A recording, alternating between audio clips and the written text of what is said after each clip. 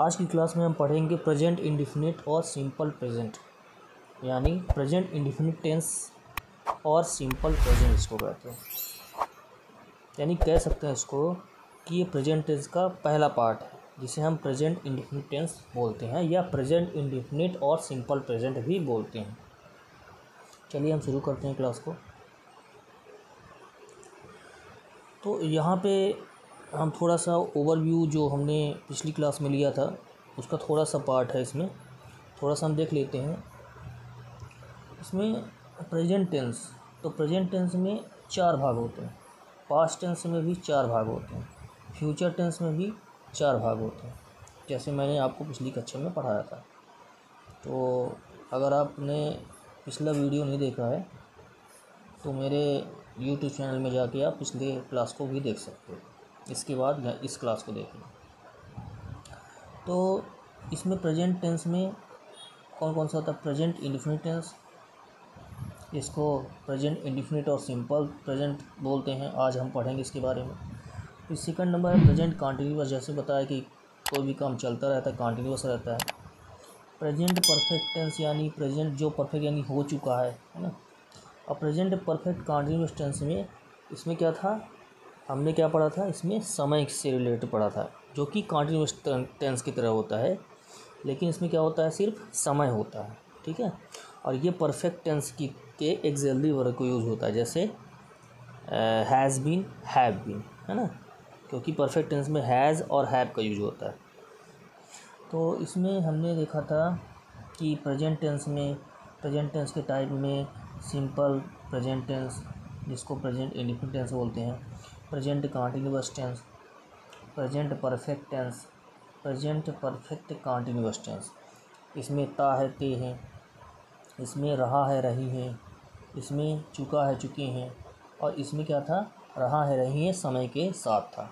तो हमको क्या पढ़ना है? ये वाला पढ़ना है, सिंपल प्रेजेंट टेंस या प्रेजेंट इंडेफिनिट टेंस, इसको हमको पढ़ना है। चलिए चलते हैं नेक्स्ट स्लाइड में। तो यहाँ पे देख लेते हैं कि प्रेजेंट इंडेफिनिट टेंस में एक हिंदी चार्ट है, उसके बारे में थोड़ा सा हम देख लेते हैं कि प्रेजेंट इंडेफिनिट टेंस होता क्या है। इसमें प्रेजेंट इंडेफिनिट मतलब होता है अनिश्चित काल, ठीक है, वर्तमान अनिश्चित काल, ठीक है। तो इसमें क्या होता है? सेंटेंस में ता है, ती है, ते है, ये जो वर्ड आते हैं सेंटेंस के लास्ट में, यानी वाक्य के लास्ट में, वाक्य के अंतिम में ता है, ती है और ते हैं, ऐसे शब्द आएँ तो समझ लीजिए कि वो प्रेजेंट इंडेफिनिट टेंस का वाक्य है हिंदी में। अब इसका जब हम अफर्मेटिव बनाएंगे, क्या बनाएंगे? अफर्मेटिव सेंटेंस बनाएंगे। तो अफर्मेटिव सेंटेंस जब हम बनाएंगे तब हम सबसे पहले क्या यूज करेंगे? सब्जेक्ट, फिर वर्ब में ईएस या यस लगाएंगे और ऑब्जेक्ट लिखेंगे, यानी वर्ब के फर्स्ट फॉर्म में ईएस या यस लगाएंगे अफर्मेटिव सेंटेंस में। और निगेटिव सेंटेंस में क्या होता है? निगेटिव सेंटेंस में डू डज के साथ नॉट लगेगा। क्या लगेगा? डू डज के साथ नॉट लगेगा। जैसे सब इंट्रोगेटिव में क्या होता है कि जो एक्सिलरी वर्ब होती है, जैसे इसमें एक्सिलरी वर्ब क्या है? डू और डज है। इसमें एक्सिलरी वर्ब क्या है? डू और डज। तो एक्सिलरी वर्ब का यूज कब किया जाता है? जब हम निगेटिव बनाते हैं। डू और डज क्या है? एक्सिलरी वर्ब है। और एक्सिलरी वर्ब का प्रयोग तब हम करते हैं इसमें डू डज का, जब हम निगेटिव सेंटेंस बनाते हैं, जब हम इंट्रोगेटिव सेंटेंस बनाते हैं तो डू डज का यूज करते हैं, और जब हम इंट्रोगेटिव और निगेटिव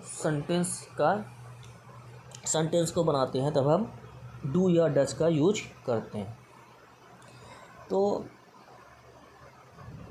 इसमें क्या करेंगे? डू नॉट और डज नॉट का यूज करते हैं निगेटिव सेंटेंस में, ठीक है। ये है इंट्रोगेटिव सेंटेंस और इंट्रोगेटिव निगेटिव सेंटेंस। चलिए हम देख लेते हैं, सेंटेंस को ही देख लेते हैं। यहाँ पे हमने इसको देख लिया है कौन कौन से किस प्रकार के सेंटेंस होते हैं। जैसे पहले देखते हैं अफर्मेटिव सेंटेंस, इसमें सब्जेक्ट वर्ब में ईएस या यस लगाएंगे। फिर निगेटिव सेंटेंस, इसमें डू और डज का यूज़ करेंगे, डू या डज नॉट का यूज़ करेंगे, क्या यूज़ करेंगे? डू या डज और नॉट का प्रयोग करेंगे, ठीक है।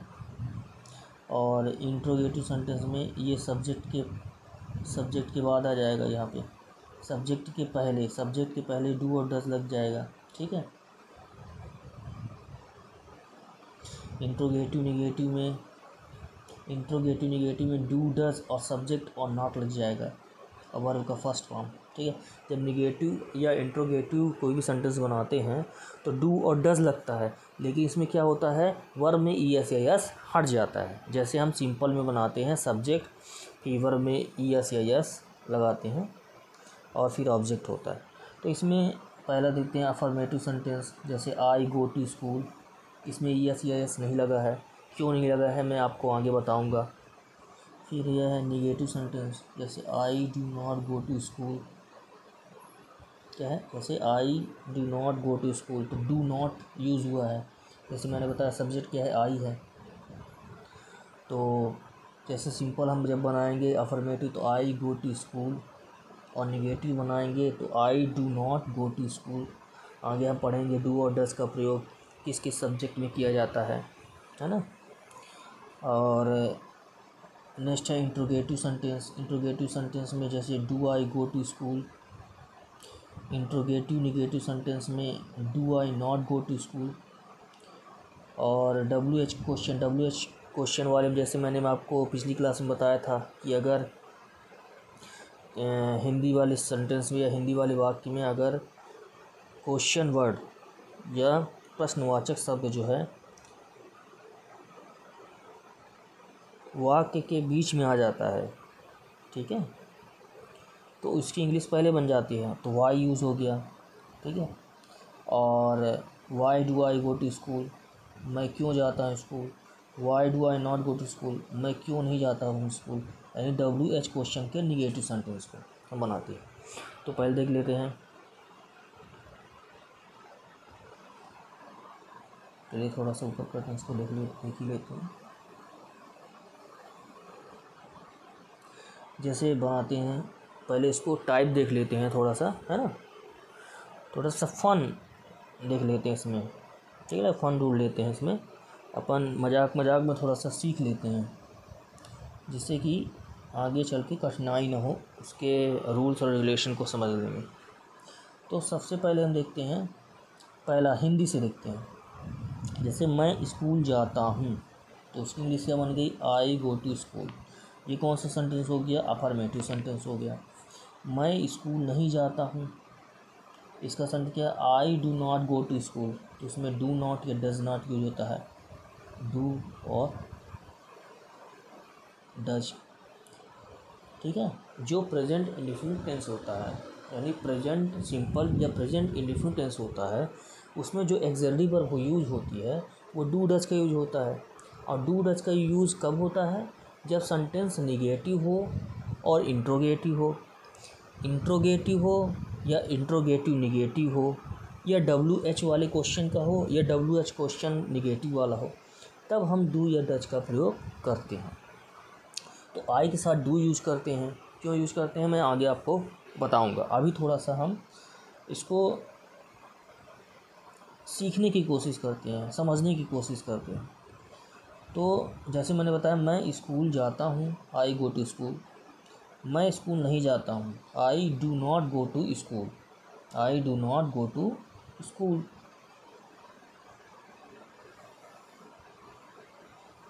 ठीक है। यहाँ पे देख लेते हैं। अब क्या मैं स्कूल जाता हूँ, क्या मैं स्कूल जाता हूँ, इसकी क्या बन जाए, इसकी सेंटेंस क्या बन जाएगा, do I go to school. तो इसमें क्या करना है, सब्जेक्ट के पहले यदि कोई हिंदी में सेंटेंस आता है, जैसे क्या मैं स्कूल जाता हूँ, तो सब्जेक्ट के पहले डू या डज का यूज होगा, ठीक है ना। सब्जेक्ट के पहले, सब्जेक्ट क्या है, आई है, तो उसके पहले क्या होगा, डू या डज का यूज होगा। तो क्या मैं स्कूल जाता हूँ, do I go to school. क्या मैं स्कूल जाता हूँ। क्या मैं स्कूल नहीं जाता हूँ, do I not go to school. Do I not go to school. मैं स्कूल क्यों जाता हूँ, why do I go to school. अब देखो, जो सेंटेंस का स्ट्रक्चर है, जैसे do I go to school, क्या मैं स्कूल जाता हूँ, इसमें क्या लिखा है, मैं स्कूल क्यों जाता हूँ।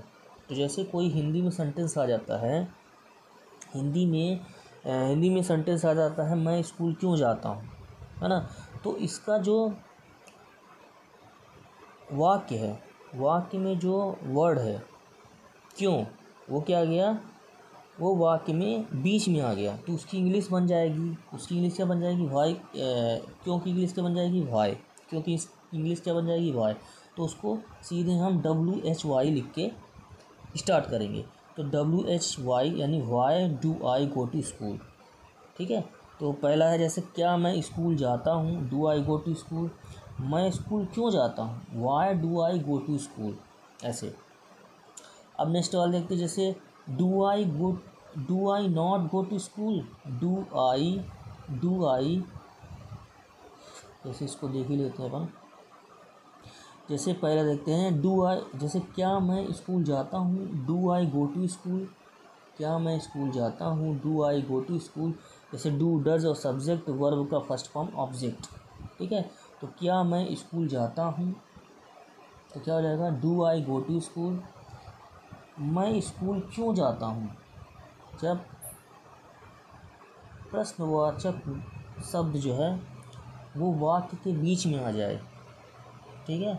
जैसे क्यों, तो उसकी इंग्लिश पहले बन जाएगी। तो क्या हो जाएगा, वाई, और फिर do I go to school, do I go to school, why do I go to school. मैं स्कूल क्यों जाता हूँ, क्या मैं स्कूल जाता हूँ, do I go to school. मैं स्कूल क्यों जाता हूँ, why do I go to school. अब जैसे आता है क्या मैं स्कूल नहीं जाता हूँ, do I not go to school. ठीक है। Do I not go to school, जैसे इसका बन गया do I not go to school. मैं स्कूल क्यों नहीं जाता हूँ, why do I not go to school, why do I not go to school. जैसे मैंने बताया कि जो प्रश्नवाचक शब्द है उसकी इंग्लिश बन जाती है अगर बीच में आ जाए वाक्य में, हिंदी के वाक्य में। तो उसकी इंग्लिश क्या बन जाएगी, वाई, WHY लिख के फिर क्या लिख दूंगा, do I not go to school, do I not go to school. तो क्या मैं स्कूल नहीं जाता हूँ, do I not go to school. मैं स्कूल क्यों नहीं जाता हूँ, why do I not go to school. तो इस प्रकार की इंग्लिश जो है ये हम इसमें सेंटेंस के स्ट्रक्चर को देखेंगे। ठीक है। तो हमने पहले इसमें देखा कि पहले नंबर में देखा कि पहले सब्जेक्ट होगा, फिर वर्ब में ES लगेगा, फिर ऑब्जेक्ट होगा। ये किसी कंडीशन में है, ये अफर्मेटिव की कंडीशन में है। निगेटिव की कंडीशन में क्या होता है, निगेटिव कंडीशन में पहले सब्जेक्ट होगा, फिर डू या डज होगा, फिर वर्ब होगा। वर्ब यानी क्रिया, जैसे गो, है ना, गो, राइट, सिंग, जैसे जाना, आना, खाना, पीना, ये क्रिया है तो ये वर्ब आ जाता है। तो पहले सब्जेक्ट होगा कि जो उसको करने वाला, फिर सब्जेक्ट के बाद डू और डज लगेगा, फिर वर्ब लगेगा, फिर नॉट पहले सब्जेक्ट होगा, फिर डू डज लगेगा, फिर नॉट लगेगा, फिर वर्ब लगेगा, फिर ऑब्जेक्ट आएगा। फिर इसके बाद जब क्वेश्चन इंट्रोगेटिव जब हम बनाते हैं तो पहले डू डज का यूज़ करते हैं, फिर सब्जेक्ट का यूज़ करेंगे, किसका यूज़ करेंगे, सब्जेक्ट का, फिर वर्ब का फर्स्ट फॉर्म, फिर ऑब्जेक्ट। ये जब निगेटिव और इंट्रोगेटिव जब बनाते हैं तो वर्ब में ES या यस नहीं लगाते, ये हट जाता है। ये क्या होता है, ये माइनस, ये हट जाता है, ये क्या हो जाता है, माइनस चला जाता है, यानी हट जाता है। अब इसके बाद और जब हम इंट्रोगेटिव और निगेटिव बनाते हैं, प्रश्नवाचक भी हो और नकारात्मक भी हो, तो डू और डज का यूज़ करने से पहले डू और डज का, फिर सब्जेक्ट जैसे आई का यूज़ हुआ, फिर नॉट का यूज़ हुआ, फिर वर्ब फर्स्ट फॉर्म यूज़ हुआ, और फिर ऑब्जेक्ट। अब देख लेते हैं फिर से थोड़ा सा, जैसे I go to school, I subject, go verb, ES नहीं लगेगा क्योंकि प्लूरल में है ना, सब्जेक्ट आई क्या है, प्लूरल है, मैं आपको आगे बताऊंगा। और फिर इसके बाद ऑब्जेक्ट स्कूल, तो I go to school, I subject, verb go, इसमें ES नहीं लगेगा तो ये प्लूरल वर्ब है, प्लस ऑब्जेक्ट स्कूल, फिर सब्जेक्ट इसमें क्या है, जैसे मैं स्कूल नहीं जाता हूँ, I do not go to school. तो पहले सब्जेक्ट क्या है, आई, फिर डू और फिर नॉट, आई के साथ डू लगेगा, फिर नॉट, और फिर वर्ब क्या है, गो, और फिर टू स्कूल। फिर नेक्स्ट देखते हैं, क्या मैं स्कूल जाता हूँ, do I go to school, do I go to school. तो पहले डू या डज, फिर सब्जेक्ट आई, फिर वर्ब, फिर ऑब्जेक्ट स्कूल, फिर डू डज, जैसे क्या मैं स्कूल नहीं जाता हूँ, क्या मैं स्कूल नहीं जाता हूँ, इसका क्या होगा, डू और डज, फिर सब्जेक्ट आई, फिर नॉट लग गया, और फिर वर्ब, फिर ऑब्जेक्ट, यानी डू डज लगा, फिर आई हुआ, फिर नॉट लगा, फिर वर्ब क्या है गो, और फिर क्या हुआ स्कूल। तो इस प्रकार से हम सेंटेंस को बनाते हैं, स्ट्रक्चर में ढालते हैं। तो पहला है मैं स्कूल जाता हूँ, affirmative I go to school. Negative में मैं स्कूल नहीं जाता हूँ, I do not go to school. Interrogative में क्या मैं स्कूल जाता हूँ, do I go to school, do I go to school. Structure से हम चलेंगे, ठीक है ना। तो क्या मैं स्कूल जाता हूँ, do I go to school. फिर आता है नेक्स्ट वाला इंट्रोगेटिव और निगेटिव। तो क्या मैं स्कूल नहीं जाता हूँ, तो do I not go to school, do I not go to school. और फिर जब हम WH वाले बनाते हैं तो हमने जैसे बताया कि जब हिंदी के वाक्य में जब प्रश्नवाचक शब्द आ जाए बीच में तो उसकी इंग्लिश पहले बन जाती है। तो मैं स्कूल क्यों जाता हूँ, तो सेम रहेगी do I go to school, क्या मैं स्कूल जाता हूँ उसकी, फिर उसके बाद वाई लग जाएगा, तो why do I go to school, मैं स्कूल क्यों जाता हूँ, ठीक है। और WH क्वेश्चन और निगेटिव में क्या होता है, मैं स्कूल क्यों नहीं जाता हूँ, why do I not go to school. इस प्रकार से हम सेंटेंस को इसमें हम बनाने की कोशिश करेंगे। तो इसमें सिंपल से हम डू डज का यूज़ करेंगे। तो हम पहले इसको सीखेंगे कि डू और डज का यूज किया जाता है। डू या डज का यूज़ तब किया जाता है जब हम कोई भी निगेटिव सेंटेंस बनाते हैं, इंट्रोगेटिव सेंटेंस बनाते हैं, निगेटिव सेंटेंस बनाते हैं और इंट्रोगेटिव निगेटिव सेंटेंस बनाते हैं, या WH क्वेश्चन वाले है ना सेंटेंस बनाते हैं, या फिर WH क्वेश्चन या निगेटिव वाले सेंटेंस हम जब बनाते हैं तब हम डू या डज का प्रयोग करते हैं। हम अफर्मेटिव में डू या डज का प्रयोग नहीं करते हैं, है ना। तो वर्ब में क्या करते हैं हम, अफर्मेटिव में वर्ब में ES या यस लगाते हैं। इसकी थोड़ा सा हम रूल्स और रेगुलेशन आगे हम पढ़ेंगे। चलिए हम पहले देख लेते हैं डू और डज का प्रयोग। डू और डज का प्रयोग हम देख लेते हैं, ठीक है, किस सब्जेक्ट में कहाँ पे और कैसे किया जाता है। चलिए हम देख लेते हैं थोड़ा सा। चलिए जैसे हमने देखा था यहाँ पे कि सब्जेक्ट ES या यस और ऑब्जेक्ट लगेगा, वर्ब में ES या यस और ऑब्जेक्ट होगा, ये सिंपल सेंटेंस है। और जब निगेटिव सेंटेंस बनाएंगे तो पहले सब्जेक्ट होगा, डू डज होगा, फिर नॉट होगा, फिर वर्ब होगा, फिर ऑब्जेक्ट होगा, फिर क्या होगा, फिर नेक्स्ट में जब हम इंट्रोगेटिव बनाते हैं तो डू और डज का यूज़ करेंगे पहले, फिर सब्जेक्ट का यूज़ करेंगे, फिर वर्ब, फिर ऑब्जेक्ट, फिर क्वेश्चन मार्क का यूज करेंगे। इसमें जैसे पहले है, जैसे रोमी क्या है, सिंगुलर है। जब हम सब्जेक्ट क्या होता है, सिंगुलर होता है, ठीक है, जब सब्जेक्ट क्या होता है, सिंगुलर होता है, तब हम वर्ब में ES या यस लगाते हैं। जब क्या हो, सब्जेक्ट क्या हो, सिंगुलर हो, जब सब्जेक्ट क्या हो, सिंगुलर हो, तब हम वर्ब में ES या यस लगाते हैं, ठीक है। जब सब्जेक्ट क्या हो, सिंगुलर यानी एक वचन में हो, तब हम वर्ब में ES या यस लगाते हैं। इसका जो रूल्स है वो हम आगे पढ़ेंगे। तो थोड़ा सा हम सिंपल सा पढ़ लेते हैं इसमें। जैसे सब्जेक्ट क्या है, रोमी है, सब्जेक्ट रोमी है। लव प्यार करना क्या है, ये वर्ब है, और इसमें ES या यस लग गया है, तो इसमें क्या लगेगा, S लगेगा। इसका भी रूल्स और रेगुलेशन हम आगे पढ़ेंगे। फिर क्या है, बर्गर, ईट बर्गर, ठीक है, ईट बर्गर। तो इसमें क्या है, ऑब्जेक्ट क्या है, पूरा ईट बर्गर क्या है, ये ऑब्जेक्ट पूरा है, ये भी वर्ब है लेकिन ये ऑब्जेक्ट की तरह देखा गया है इसमें।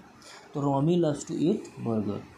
अब इसमें जब हम निगेटिव बनाते तो पहले सब्जेक्ट क्या है, रोमी, सब्जेक्ट जो ना जो करने वाला है वो सब्जेक्ट होता है। जैसे Romi does not love to eat burger, है ना, रोमी को बर्गर खाना पसंद नहीं आता है, ठीक है। और does Romi love to eat burger, क्या रोमी को बर्गर खाना पसंद आता है। तो इस प्रकार से हम सेंटेंस को बनाते हैं। तो जब सिंपल होता है तो वर्ब में ES या यस जोड़ते हैं, वर्ब क्या है, लव है, ठीक है, करना। और जब हम निगेटिव और इंट्रोगेटिव सेंटेंस बनाते हैं तो हम डू और डज का प्रयोग करते हैं। जब निगेटिव सेंटेंस बनाते हैं तो सब्जेक्ट पहले, फिर डू और डज का प्रयोग और फिर नॉट का प्रयोग करते हैं। और जब इंट्रोगेटिव बनाते हैं तो सब्जेक्ट के पहले डू और डज का प्रयोग हम इसमें करते हैं, सब्जेक्ट के पहले, और फिर वर्ब, फिर ऑब्जेक्ट का यूज़ और फिर क्वेश्चन मार्क। और जब हम इंट्रोगेटिव निगेटिव का यूज़ करते हैं तो इंट्रोगेटिव तो रहता ही है डू डज और प्लस सब्जेक्ट, इसके बाद हम लगाते हैं प्लस नॉट, फिर प्लस वर्ब का यूज करते हैं। तो हम थोड़ा सा इसमें देख लेते हैं कि हम डू का प्रयोग किसके साथ करेंगे और डज का प्रयोग किसके साथ करेंगे। तो I we you they, I we you they, you singular, you का प्रयोग और यू का प्रयोग दो जगह होता है, सिंगुलर भी होता है, प्लूरल भी होता है। तो यू का प्रयोग सिंगुलर भी होता है और प्लूरल भी होता है, क्योंकि जैसे हम किसी भी सिंगुलर पर्सन को बोलते हैं तो यू बोलते हैं, और जब हम किसी सभा में होते हैं तब भी यू बोलते हैं, ठीक है। तो क्या हो गया, सिंगुलर भी होता है, प्लूरल होता है। तो यू के साथ हमेशा डू का प्रयोग होगा। तो इसमें क्या है, I we you they, I we you और दे के साथ हमेशा हम डू का यूज करेंगे। किसका यूज करेंगे, डू का use. I we you they के साथ हम हमेशा किसका यूज करेंगे, डू का यूज करेंगे। आई वी यू दे के साथ डू का यूज करेंगे, और ही और see it, he she it के साथ डज का प्रयोग करेंगे। थोड़ा सा दोहरा लेते हैं, आई वी यू दे के साथ डू का यूज करेंगे और ही सी इट के साथ डज का यूज करेंगे। तो थोड़ा सा हम देख लेते हैं, जैसे आई डू नॉट, यू है ना, you do not, he does not, she does not, है ना, इट डज नॉट, और we do not, they do not. They मतलब वे, वी मतलब हम, ही मतलब वह, सी मतलब वह, इट मतलब यह। तो ही बॉय के लिए और सी गर्ल के लिए, और यू माने तुम, आई माने मैं। तो जैसे आई डू नॉट, तो डोंट हम लिख सकते हैं, क्या लिख सकते हैं, डोंट लिख सकते हैं, ठीक है। डू का क्या होता है, डोंट, डू का होता है डोंट, और डज का होता है डजेंट। डज का क्या होता है, डजेंट। तो डू का डोंट और डज का डजेंट। तो डू का क्या होता है, डोंट, और डज का क्या होता है, डज नॉट का क्या होता है, डजेंट। तो I do, you do, he she it does, we do, they do.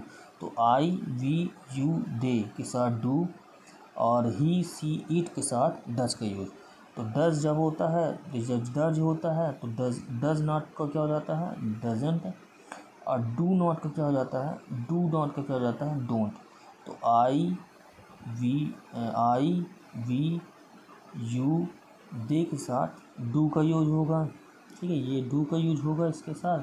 और ही सी इट एनी नेम यानी सिंगुलर के साथ हम क्या यूज करेंगे, डज का यूज करेंगे। जैसे बॉय के साथ हम क्या यूज करेंगे, डज का यूज करेंगे, और बॉयज़ के साथ हम क्या यूज करेंगे, डू का प्रयोग करेंगे। तो यहाँ पे समझ में आ गया ना कि डू और डज का प्रयोग हम कैसे करेंगे। तो आई वी यू दे के साथ do, he she it any name या सिंगुलर नाउन के साथ हम डज का प्रयोग करेंगे, और प्लूरल नाउन के साथ डू का यूज करेंगे। कैसे, बॉय के साथ हम डज का यूज करेंगे, और बॉयज़ के साथ यानी बहुत सारे लड़कों के साथ या बॉयज़ सब्जेक्ट के साथ हम डू का प्रयोग करेंगे, और बॉय सिंगुलर नाउन के लिए या सिंगुलर सब्जेक्ट के लिए हम डज का प्रयोग करेंगे। बाकी जो स्ट्रक्चर है वो सेम एज होगा, ठीक है। सब्जेक्ट वर्ब में यस जब हम सिंपल बनाते हैं तो सब्जेक्ट प्लस वर्ब में यस या ऑब्जेक्ट, और सब्जेक्ट जब निगेटिव बनाते हैं सब्जेक्ट डू और डज और प्लस नॉट फिर वर्ब ऑब्जेक्ट। फिर जब हम इंट्रोगेटिव बनाते हैं तो पहले डू डज है ना, ऑक्सिलरी वर्ब का प्रयोग, फिर सब्जेक्ट का, फिर वर्ब का, फिर ऑब्जेक्ट का, फिर क्वेश्चन मार्क हमेशा हम लगाएंगे जब इंट्रोगेटिव या इंट्रोगेटिव निगेटिव सेंटेंस या WH वाले है ना सेंटेंस हम जब बनाएंगे तब हम सेंटेंस के लास्ट में क्वेश्चन मार्क जरूर लगाएंगे, ठीक है। तो पहला सेंटेंस हम देखा, रोमी लव्स टू ईट बर्गर, ये सिंपल सेंटेंस है। इसमें क्या लगा है, वर्ब में यस, लव में यस लगा है यानी यस लगा है, तो लव्स।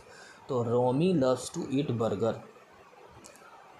तो रोमी बर्गर खाना पसंद करता है। Romi does not love to eat burger, Romi burger खाना पसंद नहीं करता है। Does Romi love to eat burgers, क्या रोमी बर्गर खाना पसंद करता है। इस प्रकार के सेंटेंस हम अफर्मेटिव सेंटेंस,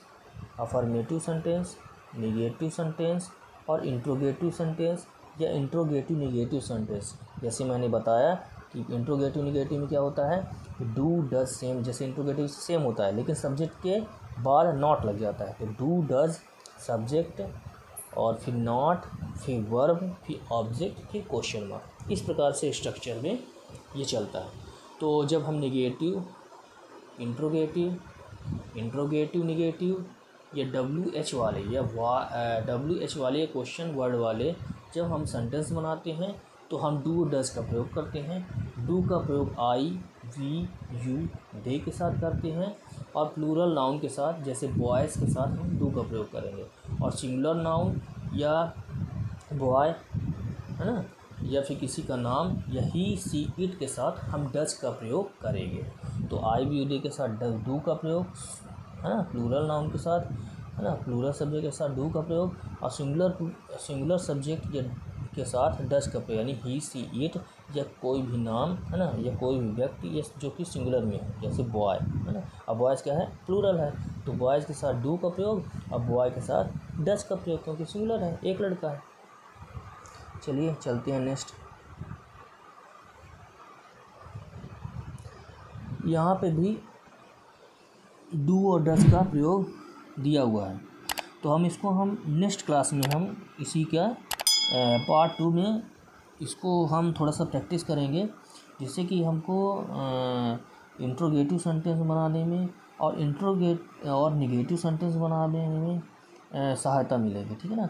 तो हम सेंटेंस को प्रैक्टिस करेंगे, जिससे जब हम इसको प्रैक्टिस करेंगे तो हमसे थोड़ा सा स्पोकन भी डेवलप होगा हमारा, ठीक है।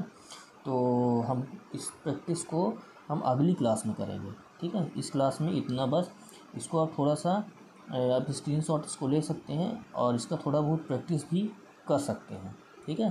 तो हम जो आने वाली क्लास है उसमें आप लोगों में इससे रिलेटेड डू डज से रिलेटेड या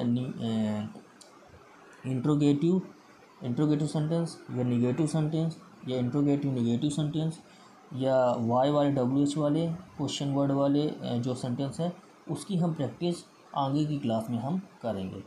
आज की क्लास में इतना बस है, ठीक। तो अगली क्लास का आप लोग वेट करिएगा, नेक्स्ट क्लास जल्द ही आने वाली है। और मेरे जो चैनल है वायरल एजुकेटर, इसको आप सब्सक्राइब कर लीजिए, और जिससे कि आपको नोटिफिकेशन मिलता रहे, और बेल आइकन ज़रूर दबाइएगा, ठीक है। तो वायरल एजुकेटर को आप दोस्तों के साथ शेयर भी कीजिए, और अपने क्लासमेट्स या सभी को अपने स्कूल में जितने भी बच्चे हैं उनको भी इन्फॉर्म कीजिए वायरल एजुकेटर चैनल के बारे में, जिससे कि उनको भी इस चैनल का फ़ायदा, इस चैनल के जो वीडियो मैं डालूँगा इस चैनल के वीडियो से उनको भी फ़ायदा हो सके। धन्यवाद।